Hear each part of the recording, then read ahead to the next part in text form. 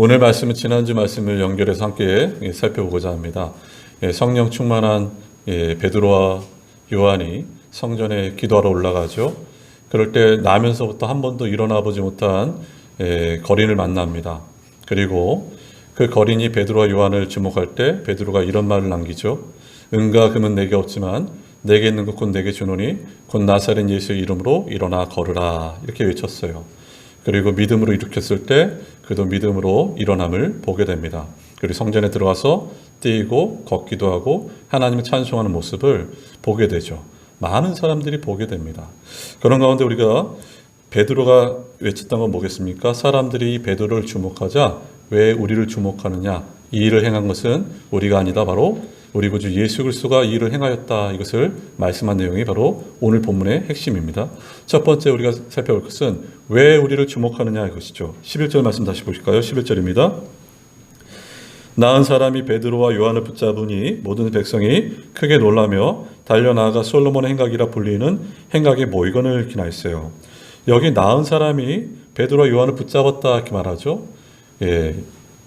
여러분, 첫 태어나면서부터 40년 동안 한 번도 걸어보지 못한 사람이 걸었을 때 그 기쁨과 감사는 이루 말할 수가 없겠죠. 근데 이 사람이 베드로와 요한을 붙잡았습니다. 이 붙잡다는 얘기는 힘있게 붙잡았다, 또한 놓치지 않게 붙잡았다, 이 표현을 하고 있는데요. 그 이유는 다른 것이 아니라 너무 감사함으로 이들을 놓치지 않겠다, 이런 마음이죠. 그런 가운데 모든 백성들의 모습을 두 가지로 표현하고 있습니다. 하나는 모든 백성들이 놀래죠. 바로 11절 말씀 보면 모든 백성이 크게 놀라며 기나했어요. 그리고 달려나가 솔로몬 행각이라 불리는 행각의 모이건을 기나했습니다. 이 솔로몬 행각은 이방인 뜰에서 유대인 뜰로 가는 길목에 이 행각이 있는데, 이 행각에서 사람들은 설교를 듣기도 하고 강연을 듣기도 하고 그런 곳이 바로 이 솔로몬 행각입니다. 근데 이곳에 사람들이 많이 모였습니다. 그 이유는 나면서부터 자기들이 봤던 저 거린이 걸어서 뛰어서 또 하나님 찬송하는 모습을 보고 그 기적을 보고 많은 사람들이 모인 것이죠. 그래 이 모든 백성들이 누구를 주목합니까? 이제는 이 기적을 행한 베드로와 요한을 주목함을 보게 됩니다. 여기에 대해서 베드로가 다음같이 강력하게 말씀을 전하죠. 12절 말씀입니다. 베드로가 이것을 보고 백성에게 말하되 이스라엘 사람들아, 이 일을 왜 놀랍게 여기느냐? 우리 개인의 권능과 경건으로 이 사람을 걷게 한 것처럼 왜 우리를 주목하느냐, 이렇게 했어요. 베드로는 지금 자기를 적극적으로 부인함을 보게 됩니다. 그리고 사람들에게 외치죠. 왜 이 기적을 보고 크게 놀라며 또 왜 우리를 주목하느냐, 이것이죠. 우리의 어떤 능력과 경건으로 이 사람을 고친 것이 아니다. 이 사람을 고친 것은 내가 아니고 요한도 아니고 바로 이 사람을 고친 분은 누구신가? 지금도 살아계신 나사렛 예수가 이 사람을 고쳤다. 지금 이 베드로가 이것을 강조함을 보게 됩니다. 베드로가 처음부터 끝까지 강조한 것은 어떤 것인가? 바로 나사렛 예수입니다. 내가 아니란 것이죠. 오직 예수가 이 일을 행하셨다. 이 말씀을 전하고 있는 것입니다. 지금 성령의 영감 가운데 이 사도 누가가 이 사도행전을 이제 썼는데요. 누가가 지금 처음 이 설교를 통해서 말하고자 하는 핵심은 어떤 것일까요? 바로 설교자의 자세, 또 사도들의 자세는 바로 우리를 드러내는 것이 아니라 하나님을 드러내는 자임을 다시 한번 말하고 있음을 보게 됩니다. 하나님은 우리에게 직접 말씀하실 수 있는 하나님이시죠. 하지만 하나님께서는 어떻게 우리에게 말씀하시는가? 설교자를 세우시고 설교자를 부르셔서 하나님의 말씀을 전하게 하는 것입니다. 하지만 조심해야 될 것은 설교자가 그 설교의 중심이 되고 또 설교자가 그 설교 가운데 높아지고 또 설교자가 사람들에게 부각이 될 때 그것은 바로 설교자의 위기가 됨을 우리는 알 수 있는 것입니다. 하나님께서 기적을 베푸시고 나서 영적인 위기는 어디서 옵니까? 그 사람에게 옵니다. 그리고 우리가 기도를 하고 기도 응답을 받습니다. 근데 그 영적인 위기는 또 어디서 올까요? 기도 응답 받은 사람에게 옵니다. 은혜를 경험하죠. 수많은 은혜를 경험합니다. 근데 그 위기는 또 어디서 올까요? 그 자신에게서 옴을 보게 됩니다. 은혜 받은 그 사람에게서 옴을 우리가 알 수 있는 것이죠. 이게 바로 설교자의 위기고 또한 기도자의 위기입니다. 내가 아닙니다, 여러분. 오직 주님만을 드러내는 자들이 바로 저와 여러분의 삶이라는 것을 놓치면 안 된다는 것이죠. 우리가 잘 아는 것처럼 이 사도행전을 누가가 썼는데요. 사도행전에 누가 쓴 것뿐만 아니라 누가복음도 누가가 썼죠. 근데 누가복음 3장의 말씀을 펼치면요. 이런 말씀이 들어옵니다. 당시에 정치적으로 또한 권력적으로 유명한 사람들이 많이 드러나 있어요. 로마의 황제 가이사 이름들도 있고 또한 빌라도, 헤롯, 빌리방 이런 이름들이 다 기록되어 있어요. 그리고 종교적으로는 가야바, 안나스 이런 이름들도 기록되어 있음을 보게 됩니다. 하나님께서는 이런 쟁쟁한 사람들에게 하나님 말씀을 나타내지 않으셨습니다. 하나님 말씀을 누구에게 나타내셨을까요? 바로 빈들에 있는 요한에게 임합니다. 누가복음 3장 2절 말씀입니다. 안나스와 가야바가 대제사장에 있을 때 하나님 말씀이 빈들에서 사가랴 아들 요한에게 임한지라 이렇게 나있어요. 하나님 말씀이 아무 이름이 없는 무명의 선지자 바로 세례 요한에게 임함을 우리가 알 수 있는 것이죠. 구약의 제일 마지막 선지서가 바로 말라기입니다. 근데 말라기 예언 이후에 신약까지 430년 동안 하나님께서는 공식적인 선지자를 보내시지 않았습니다. 이 기간을 그래서 중간기다, 침묵기다 이렇게 말씀하시는데요. 이 430년 동안 침묵하신 하나님께서 그 말씀을 나타낸 사람이 누구였는가? 바로 세례 요한이었습니다. 세례 요한에게 이 말씀이 나타난 것이죠. 근데 이 세례 요한에게 또 영적인 위기가 옴을 보게 됩니다. 요한복음 1장 19절부터 28절에 보면은 이 세례 요한이 여러 가지 이적도 나타내고 또 하나님의 말씀을 전할 때 이 제사장들과 서기관들이 세례 요한에게 이렇게 물어보죠. 너는 누구냐? 이렇게 물어봐요. 세례 요한이 이렇게 외칩니다. 나는 광야에서 외치는 소리다 이렇게 말해요. 소리라는 것은 사라집니다. 내가 중심이 아니라는 것이죠. 나는 주님의 길을 준비하러 온 소리에 불과한 광야에 외치는 소리다 이렇게 말하고 있어요. 또한 3장의 말씀 보니까 또 사람들이 몰려오죠. 그러면 사람들이 이렇게 질문합니다. 당신이 메시아입니까? 물어봐요. 그럴 때 세례 요한이 뭐라 말하죠? 아주 유명한 말을 남기죠. 그는 흥하여야겠고 나는 쇠하여야 하리라 이렇게 말하고 있어요. 바로 이게 세례 요한의 자세입니다. 자기에게 주목하지 않고 오직 주님께 주목하게 하는 것이 바로 사역자들, 우리의 삶임을 다시 한번 드러내고 있는 것입니다. 이런 위기가 지금 이 사도행전 3장에서 베드로와 요한에게 온 것입니다. 여러분. 사람들이 얼마나 놀라겠어요. 나면서부터 안진병이었던 자가 일어났습니다. 베드로와 요한을 주목합니다. 당신들 위대하다. 당신들 높다. 당신들 최고다. 이렇게 주목할 때 베드로가 외친 것은 이것입니다. 왜 우리를 주목하느냐? 우리의 어떤 권능과 우리의 경건으로 이 사람을 이렇게 세운 것이 아니라는 것이죠. 여기서 말한 경건이란 말은 참 좋은 성품입니다. 참 좋은 성품이, 이 훌륭한 성품이 이 사람을 살리고 일으킨 것이 아니다는 것이죠. 하나님께 가까이 가고 하나님을 사랑하지만 하지만 내게서는 이 사람을 일으킬 능력이 없음을 베드로가 지금 강력하게 말하고 있음을 보게 되는 것입니다. 이게 지금 베드로가 외치는 내용인 것이죠. 그러면서 외친 것은 이 사람을 일으킨 자는 내가 아니라 요한도 아니라 바로 너희가 잡아서 죽인 나사렛 예수가 이 사람을 일으켰다 이렇게 말하고 있어요. 많은 영적인 리더들이 함정에 빠지는 것은 사람들이 모여들고 사람들이 칭송하고 사람들이 높일 때 영적인 함정에 빠집니다. 이런 마음을 갖게 되겠죠. 내가 뭔가 특별한 은혜를 받았구나. 기적을 행하는 분들도 마찬가지입니다. 그들의 마음 가운데서도 내가 저 사람과 다른 어떤 우월감 그리고 특별한 은혜가 내게 임했구나. 여러분 이럴 때 주목해야 될 것은 이것입니다. 베드로가 단호하게 왜 우리를 주목하느냐? 이 일을 행한 것은 우리가 아니라 바로 나사렛 예수가 이 일을 행했다는 이 말씀을 선포해야 될 자들이 바로 우리의 삶입니다. 우리는 우리의 이름을 나타내고자 하는 욕심들이 다 있습니다. 특별히 앞선 자들이 우리의 이름을 나타내고자 하는 욕망들이 있어요. 근데 신앙이 깊은 분들 보면요. 정말 영적으로 깨어있는 분들 보면은 자기의 이름들이 드러날 때 두려워합니다. 왜냐하면 주변에서 자기 이름이 높아졌을 때 망하는 사람들, 넘어진 사람들을 너무나 많이 봤기 때문에 자기의 이름이 드러날 때는 오히려 두렵고 어디로 피하냐면은 바로 예수 그리스도께 피하는 것을 우리가 보게 되는 것이죠. 여러분, 설교는 말씀은 오직 누가 드러나야 되는가? 바로 하나님이 중심이 되시고 하나님만이 드러나는 것이 바로 설교라는 것을 우리가 잊지 마셔야 돼요. 유진 피터슨이라는 목사님이 계신데 이제 천국 가신 목사님인데 그분이 목회자에게 보내는 글에서 설교에 대해서 핵심적으로 말한 말이 하나 있어요. 설교는 하나님을 소개하는 것이다 이렇게 나와 있어요. 사람을 드러내는 것이 아니라 하나님을 소개하는 것이 바로 설교임을 보게 됩니다. 사랑하는 여러분, 사람을 높이시면 안 됩니다. 성경에는 어디에서도 사람을 높이란 말이 없습니다. 사람을 의지하지 마셔야 됩니다. 사람을 붙잡지 마셔야 돼요.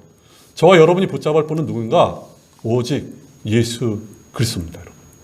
왕들도 진흙에 불과합니다. 하나님은 교만함을 가장 싫어하십니다. 정말 우리가 붙잡고 우리가 추구할 분은 예수 그리스도라는 것을 놓치지 마셔야 돼요. 그렇다면 예수의 이름은 왜 이렇게 중요할까? 이 사람을 온전하게 완전하게 고치신 분이 누구십니까? 예수님이세요. 만약에 이 사람이 고쳐짐을 받지 않았다면 예수님의 이름이 널리 퍼지지 않았을 것입니다. 그런데 이 사람을 고친 분이 예수님이신데 베드로가 이 사도행전 2장 21절에서 처음 설교를 할 때 이렇게 설교하죠. 누구든지 예수의 이름을 부르는 자는 구원을 받으리라 하였느니라 이렇게 했어요. 예수의 이름을 부르는 자는 구원을 받았느니라.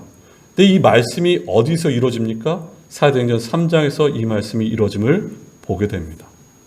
사랑하는 여러분, 지금 우리에게 있는 모든 문제들, 모든 아픔들, 모든 고통들을 해결하실 수 있는 분은 예수님밖에 없습니다. 예수님이 우리의 회복이십니다. 예수 안에 진정한 평안이 있고 안식이 있고 쉼이 있다는 것을 놓치지 마셔야 돼요. 지금 베드로의 설교 가운데 계속 외쳤던 건 누굽니까? 우리가 아니다. 내가 아니다. 오직 예수다. 그분의 이름을 높이고 그분께 주목하는 것이 바로 설교자의 자세이고 앞선 리더들의 자세입니다. 여러분. 우리를 통해서 주님이 드러나야 되는 것이죠. 두 번째 우리가 살펴볼 것은 바로 예수님의 죽음과 부활과 승천과 재림을 설교한 베드로입니다. 우리가 베드로는 이 예수님을 누가 보내셨는지 말하고 있는데요. 13절 말씀 보실까요? 13절입니다.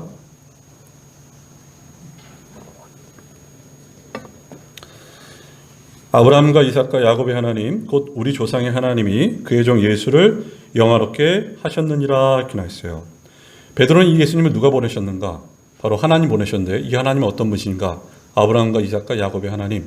이 말은 언약의 하나님, 그리고 약속을 지키시는 하나님, 신실하신 하나님이 이 예수를 보내셨고 그 예수, 바로 하나님의 종, 여기서 말하는 종이란 순환받으시고 고난받으신 종, 그 예수를 바로 하나님께서 영화롭게 하셨다 이렇게 말하고 있어요. 그러면서 13절, 14절 다시 한번 중간부터 14절 보시면 이렇게 나와 있습니다. 너희가 그를 넘겨주고 빌라도가 놓아주기로 결의한 것을 너희가 그 앞에 거부하였으니 너희가 거룩하고 의로운 일을 거부하고 도리어 살인한 사람을 놓아주기를 구하여 생명의 주를 죽였도다 말합니다. 그러니까 유대인들이 예수님을 빌라도에게 넘겨줬는데요. 빌라도는 예수님을 놓아주기로 결의했습니다. 근데 유대인들은 이 빌라도의 결의를 거부한 것이죠. 근데 여기서 눈여겨볼 것은 너희가 이렇게 나있어요. 너희가 복수로. 그러니까 유대 종교 지도자들이 거부했을 뿐만 아니라 나중엔 예수를 십자가에 못 박아 죽이라. 유대인들이 여기 동참했기 때문에 너희가 결의하였다. 이것을 말하고 있는 것입니다. 베드로는 유대인들이 거룩하고 의로우신 분을 죽이고 또한 살인자 바나바를 살렸다 이렇게 말하고 있어요. 복음서에 보면은 예수님을 향해서 거룩하고 의로우신 분이라 이렇게 말하고 있어요. 근데 그분을 죽이고 오히려 살인자를 살렸다 이렇게 말하고 있어요. 어떻게 이런 일이 있을 수가 있겠습니까? 그 이유는 이들이 무지하였고 이들이 보지 못하였고 이들이 분별력이 없었기 때문에 거룩하고 의로우신 이를 십자가에 못 박아 죽게 한 것입니다. 분별력이 없었기 때문이에요. 초대교회에 남아있는 유물들 중에 노마의 팔리틴 언덕에서 이 벽화가 남아있습니다. 근데 이 벽화는 어떤 것인가? 노마의 그 팔리틴 언덕의 노마의 그 가정집에 있는 벽화였는데요. 그러니까 벽화라 말하기보다는 낙서로 돼 있어요. 근데 낙서는 당시의 사람들의 민심과 여론을 알 수 있는 것이 낙서입니다. 근데 여기 그림이 있었고 또 여기 또 하나의 글이 있었습니다. 근데 그림은 이런 그림이었어요. 이 유물의 그림은 사람이 있는데 머리는 당나귀입니다. 근데 몸은 사람이에요. 머리가 당나귀고 몸은 사람인데 이 사람이 십자가에 못 박혔어요. 그리고 죽었습니다. 그리고 또 다른 그림은 이 사람을 향해서 이렇게 손을 향해서 예배하고 있습니다. 그리고 그 밑에 글은 이렇게 말하고 있죠. 아무개가 예배하노라 이렇게 나와 있어요. 여러분 이 그림의 뜻이 뭔지 눈치가 우리가 파악할 수 있겠죠? 어떤 의미겠습니까? 당시 당나귀는 굉장히 천박한 동물입니다. 근데 사람의 얼굴이 당나귀로 돼 있다는 얘기는 예수님의 십자가의 죽음을 그렇게 천박하게 조롱했던 것이 당시의 민심이었고 여론이었어요. 그러니까 이들이 지금 뭘 생각합니까? 당시의 민심과 여론은 어떻게 신이 십자가에 죽을 수 있느냐? 지금 이것을 말하고 있는 것입니다. 오늘도 마찬가지죠. 교회를 향해서도 끊임없이 조롱합니다. 그 이유는 알지 못하기 때문이고 또한 분별하지 못하기 때문이죠. 이런 내용을 고린도전서 1장 22절, 23절, 24절 이렇게 말합니다. 유대인은 표적을 구하고 헬라인은 지혜를 찾으나 우리는 십자가에 못 박힌 그리스도를 전하니 유대인에게는 꺼리끼는 것이요 이방인에게는 미련한 것이로되 오직 부르심을 받은 자에게는 유대인이나 헬라이나 그리스도는 하나님 능력이요 하나님의 지인이라 말하고 있어요. 유대인에게는 십자가가 미련한 것입니다. 자신들을 건질 메시아는 십자가에서 죽을 수가 없어요. 그래서 꺼리는 것이죠. 미련한 것이 아니라 꺼리죠. 그리고 헬라인들은 이 십자가가 미련해 보입니다. 하지만 하나님을 믿는 우리에게는 이 십자가가 하나님의 능력인 것이죠. 우리는 우리가 가지고 있는 이 죄와 이 절망의 크기를 얼마나 큰지를 제대로 알지 못합니다.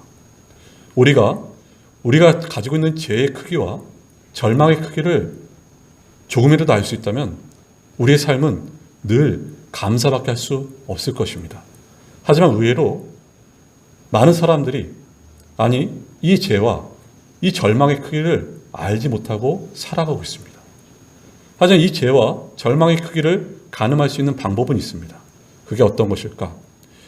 여러분 예를 들면 두 사람이 병원에 가서 수술을 받습니다. 근데 환자들도 자신이 얼마나 깊은 병인지를 알지 못합니다. 근데 어떻게 이 병이 중한지를 알 수 있을까? 수술하고 나서 수술 후입니다. 수술 후에 청구서가 나오는데 한 사람은 20만 원, 그리고 또 한 사람은 집 한 채 값이 나왔어요. 그럼 여러분 어떤 사람의 병이 더 중한 것일까요?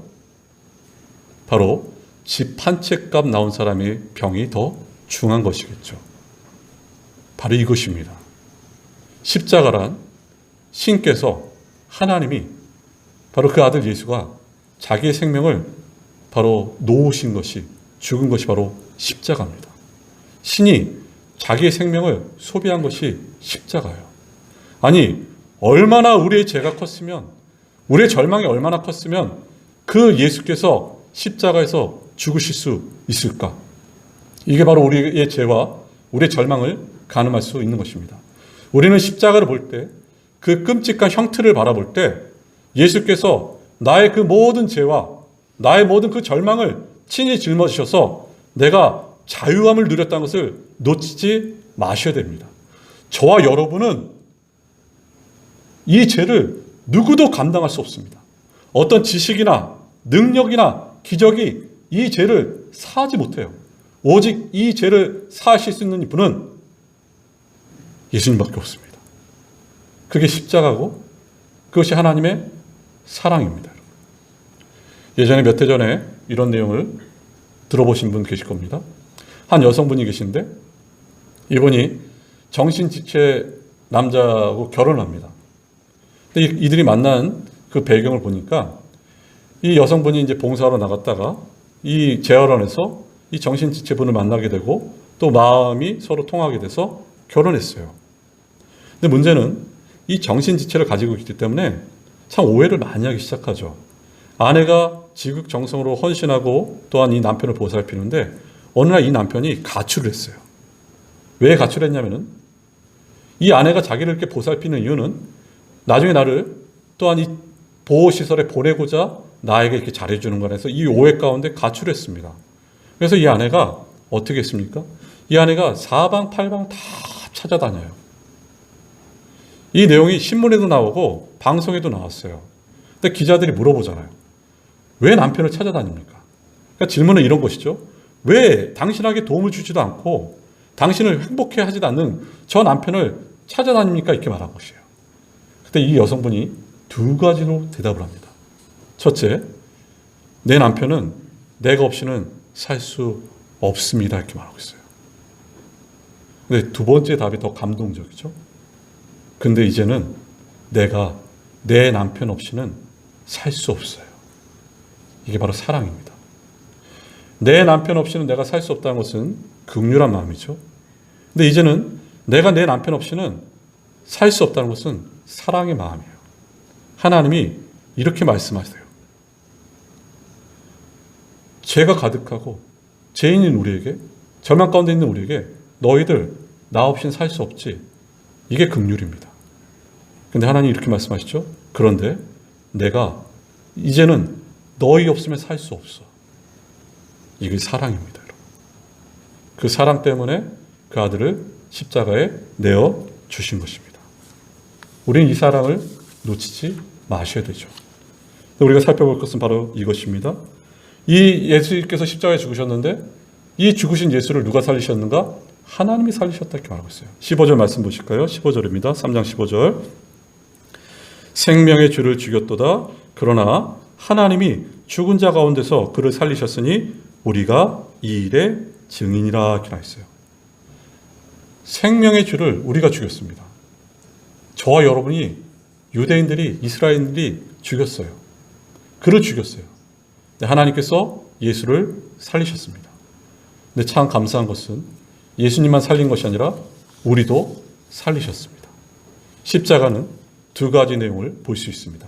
하나는 우리가 얼마나 큰 죄인인지, 우리가 십자가 예수를 죽인 그 죄를 볼 수 있고, 또 하나는 예수께서, 하나님께서 우리의 죄를 용서하신 사건이 바로 십자가라는 것을 말씀하고 있는 것입니다.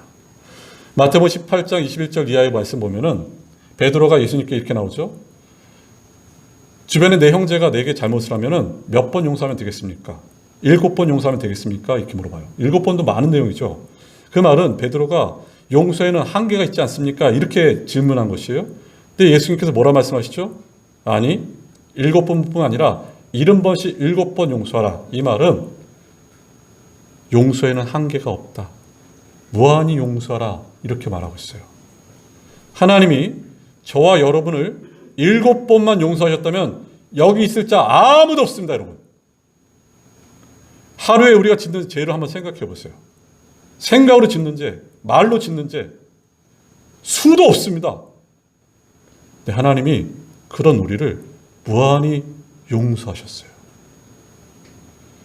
죽으신 그 예수를 하나님이 살리셨을 뿐만 아니라 그럼 그 예수님은 어떻게 계실까?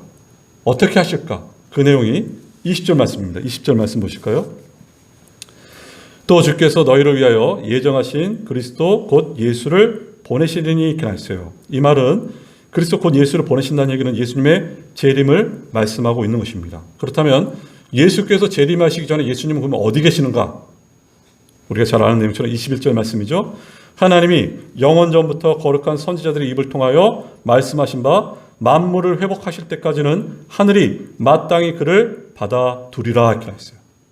만물이 회복될 때까지 예수께서는 하늘에 계신다는 것이죠. 승천을 말하고 있는 것입니다. 그러니까 지금 베드로의 설교를 보세요. 베드로의 설교는 예수님께서 십자가에서 죽으시고 부활하시고 승천하시고 재림하시고 오직 예수님만을 주목하는 것이 베드로의 설교였습니다. 이전에 예수님을 깊이 만나기 전에는 자기를 드러내고 자기를 자랑하고 자기를 높였던 이 베드로가 성령 충만하고 주님을 깊이 만나고 십자가를 재발견했을 때 그가 오직 높였던 것은 누군가? 바로 예수라는 것이죠. 그래서 끝으로 세 번째, 이 예수께 회개하라 이렇게 말하고 있어요. 19절 말씀 보실까요? 19절입니다. 19절 제가 읽습니다. 그러므로 너희가 회개하고 돌이켜 너희 죄 없이 함을 받으라. 이같이 하면 새롭게 되는 날이 주 앞으로도 이를 것이요 이렇게 했어요. 너희 이스라엘 사람들아, 예수님을 이방인에게 내어주고 넘겨주고 십자가에 못 박게 하여 죽게 하였으므로 너희가 회개하라 이렇게 했어요. 두 가지를 말하고 계시죠. 회개하라, 돌이키라. 이 말은 동의어로서 회전하라는 뜻을 가지고 있고, 좀 구체적으로 말한다면 회개하라는 것은 마음을 찢고 돌이키는 것이고, 또한 돌이키라는 것은 결정적으로 그리스도께로 돌아오라 이렇게 말하고 있어요. 즉 회개란 생각과 말과 행동과 우리의 삶이 하나님께로 돌아오는 것이 회개임을 말하고 있는 것입니다. 근데 더 놀라운 것은 우리가 하나님께 회개할 때 하나님께서 우리에게 또한 주시는 복들이 참 많습니다. 어떤 복을 주시는가? 그 내용이 아까 읽었던 19절의 말씀 보면 이렇게 나있죠. 너희 죄 없이 함을 받으라 이렇게 나있어요. 죄 없이 함을 받으라. 이 말은 회개하고 돌이키기만 하면 그런 엄청난 죄도 없이 함을 받을 수 있다는 것입니다. 우리 죄가 아무리 클지라도 하나님께 회개하면 하나님께서 다 해결하심을 말씀하고 있는 것입니다. 죄 없이 함을 받으라. 이 말은 더 구체적으로 말하면 이런 말이죠. 너희 죄를 다 씻으셨다 이 말이에요. 다 그가 씻게 하셨다 이렇게 말하고 있어요. 죄를 가리운 것뿐만 아니라 죄를 다 씻게 하심을 보게 됩니다. 과거의 죄, 현재의 죄, 미래의 죄를 다 씻으시고 그 죄를 도말하신 것이에요. 이게 복음입니다, 여러분. 죄 없게 하실 뿐만 아니라 더 놀라운 것은 20절에 또 이렇게 말하고 있어요. 19절에 너희 죄 없이 함을 받으라. 이같이 하면 새롭게 되는 날이 이렇게 나있어요. 새롭게 되는 날. 이 새롭게 되는 날이 너희에게 있을 것이다 이렇게 말하고 있는데요. 이 새롭게 되는 날이라는 것은 영혼이 새롭게 되는 때, 영혼이 새롭게 되는 시기를 말하고 있는 것이죠. 즉 죽었던 영혼이 회개함으로 살아난 것이죠. 살아난 역사예요. 근데 이 모든 역사가 성령의 역사입니다. 성령께서 우리를 거듭나게 하시고 우리에게 믿음 주시고 우리에게 회개케 하는 역사를 주셔요. 그러니까 이 모든 역사가 성령의 역사인데, 근데 바로 우리가 회개할 때 우리 영혼이 다시 살아난다 이것을 말하고 있어요. 창세기 2장 7절에 우리가 잘 아는 말씀이죠. 여호와 하나님이 흙으로 사람을 지으시고 생기를 그 코에 불어넣으시니 사람이 생명이 된지라 이렇게 나와 있어요. 하나님께서 흙으로 사람의 형상을 만드시고 거기에 생기를 불어넣으시죠. 그래서 사람이 되었습니다. 근데 이 사람이 또 아담의 죄로 정가받은 이 사람이 나중에 이 사람들이 회개할 때 어떤 일이 일어날까요? 재창조의 역사가 일어남을 보게 되는 것이죠. 하나님께서 창세기 1장 1절에 태초에 하나님이 천지를 창조하셨다. 이 창조의 내용도 너무 위대하고 강대한데 재창조란 것도 정말 대단한 일인 것이에요. 내 영혼이 살아난 것이죠. 내가 새 사람이 된 것이죠. 이게 바로 재창조입니다. 왜 재창조가 대단한가? 그 이유는 내가 그리스도와 하나가 된 것이고 연합된 것이죠. 어떤 것도 그리스도의 사랑에서 끊을 수 없는 것입니다. 바울이 말한 것처럼 내가 확신하노니 사망이나 생명이나 천사들이나 권세자들이나 높음이나 깊음이나 낮음이나 어떤 피조물이라도 우리 주 그리스도 예수 안에 있는 하나님의 사랑에서 끊을 수 없다. 이게 재창조입니다. 이 은혜를 받은 자들이 누군가? 바로 저와 여러분이라는 것을 놓치지 말라는 것이죠. 바로 이게 새롭게 함을 받았다는 것이죠. 영혼이 새롭게 되었고 또 이 말을 예전 성경에 말하면 새롭게 되는 것을 유쾌하게 되었다, 상쾌하게 되었다 이 말을 하고 있는 것입니다. 여러분 또 회개했을 때 나타나는 현상, 복은 어떤 것입니까? 주님께서 재림하실 때 우리를 받아주십니다. 여러 책을 볼 때마다 겹치는 예화들이 있어요. 어떤 목사님 책에도 이 예화를 쓰실 때가 있고 또 다른 목사님 책에도 이런 예화를 쓸 때가 있는데 그 내용은 예화가 그만큼 잘 정리됐다는 내용인데 이 회개에 대한 내용 잘 정리된 동화 한 편을 말씀드립니다. 여러분 들어보셨을 것이에요. 어느 날 아버지가 아들에게 작은 도끼를 하나 선물로 줬어요. 근데 이 아들이 이 작은 도끼를 받고 이 어린아이가 어떻게 했냐면은 얼마나 신기한지 나무를 찍어도 좋고 바닥을 찍고 막 이렇게 다니는 것이에요. 근데 여기서 이제 심심하니까 얘가 좀 선을 넘었어요. 그래서 서부극의 활극처럼 도끼를 막 집어 던지기 시작해요. 막 나무를 던지고. 그러다 어느 날 던졌는데 자기네 집에서 키우는 거위가 맞아서 죽게 됩니다. 그래서 얼마나 놀라겠어요. 아버지가 아끼는 거위인데. 그래서 그 거위를 땅에 묻어요. 이렇게 묻어요. 나무 밑에 묻습니다. 돌아서는데 그 묻는 모습을 누가 보게 되냐면은 그 집안의 심술궂은 가정부 누나가 보게 돼요. 그러면서 이제 협박을 하게 되죠. 너 지난번에 네가 거의 죽였지? 그 협박을 하니까 얘가 너무 괴롭죠. 그러니까 내가 이 말 하지 않을 테니까 내게 용돈을 달라 이렇게 말해요. 그래서 이 아이가 이 가정부 누나에게 용돈을 이제 상납하기 시작합니다. 상납하는데 이제 정도가 지나쳐요. 너무 심하게 요구를 합니다. 근데 이 아이가 이제 부모님의 지갑에 손을 대기 시작해요. 그래서 이 가정부 누나에게 이 용돈을 상납하기 시작해요. 계속해서. 여러분 한번 생각해 보세요. 얼마나 괴롭겠어요. 너무너무 괴로운 것이에요. 계속해서 협박하고. 어느 날 용기를 가지고 서재에 있는 아버지를 찾아갑니다. 아버지, 제가 지난번에 거위를 죽였어요. 용서해 주세요. 근데 아버지가 이런 말을 남기죠. 내가 다 알고 있었어. 거위가 죽어서 사라졌을 때 네 얼굴도 변함을 통해서 네가 거위를 죽였는지 알고 있었다. 나는 네가 회개하고 내게 돌아오길 바랬어. 그래서 그 아버지가 기도로서 이 아이를 용서해 줬어요. 이 아이는 바로 새로운 심령, 기쁜 심령을, 유쾌한 심령을 갖게 되었죠. 나가면서 이제 누나를 만나요. 가정부 누나가 다시 협박을 합니다. 나에게 돈을 달라. 근데 이 아이가 뭐라 외칠까요? 마음대로 하라 그러겠죠. 마음대로 하라. 여러분, 바로 이게 회개입니다. 우리가 하나님께 회개할 때 더 이상 어떤 협박에도 굴할 필요가 없습니다. 어떤 죄책감에 빠져들지 않아도 돼요. 왜냐하면 우리가 하나님께 회개했기 때문입니다. 과거에 나의 죄로부터 나를 벗어나게 하시고 또한 상한 심령 또 제사함의 심령을 갖게 한 것이 바로 이 회개라는 것이죠. 이 회개를 통해서 예전에는 그 진노의 하나님을 사랑의 하나님으로 보게 되고 또한 내가 형편없어 보였고 쓸모없어 보였는데 가치 있고 존귀하게 여기게 됨을 보게 되고 이제는 약속의 땅을 보게 됩니다. 저 천국을 소망하게 돼요. 그래서 이 땅에 살면서 때로는 넘어지고 실패하고 성공할지라도 괜찮습니다. 더 나아가서 죽어도 괜찮습니다. 왜냐하면 하나님 앞에 가기 때문인 것이죠. 이게 바로 회개입니다. 지금 베드로가 이것을 말하고 있어요. 여러분들 회개하라는 것이죠. 주님께로 돌아오라 외치고 있는 것입니다. 오늘 우리가 이 베드로의 설교 가운데 눈여겨볼 것은 이것입니다. 인간 회복의 유일한 길은 뭐냐 이것이죠. 여러분, 우리를 회복시킬 수 있는 유일한 길은 뭐겠습니까?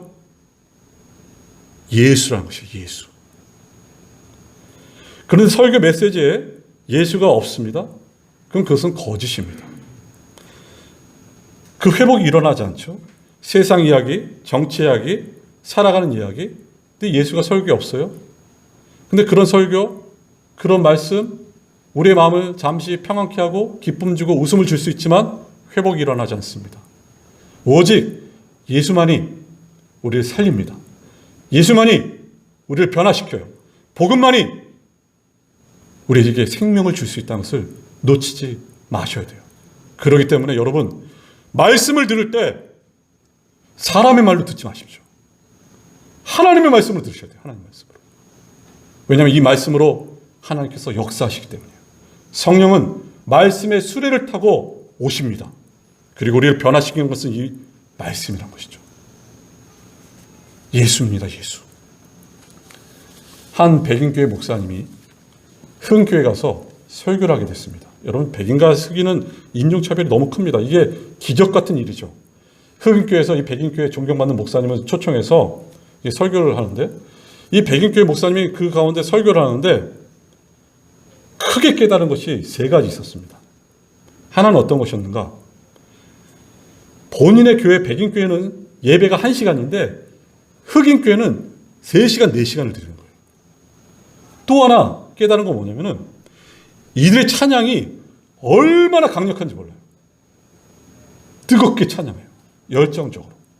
그리고 말씀을 들을 때, 기도할 때 집중하는 모습을 보게 됩니다. 3시간 동안. 설교가 끝나고 예배가 끝나고 이 백인교회 목사님이 흑인교회 목사님에게 물어봤답니다. 아니, 도대체 어떻게 3, 4시간을 예배를 드리고 또한 찬양과 말씀과 기도를 전심전력으로 할 수 있습니까? 이렇게 물어봤어요. 흑인교회 목사님이 이렇게 말합니다. 이 지역은 50%가 실업자라는 거예요. 그러니까 100명 중에 50명이 실업자인데 그중에 청년들의 실업률이 더 크다는 것이죠. 흑인 청년들이 일주일 동안 듣는 소리는 이런 소리라는 것입니다. 너는 실패자다. 너는 쓸모없는 자야. 너는 회복 불가능한 자야. 너는 번듯한 집도 없고 돈도 없고 차도 없잖아. 너는 실패자야.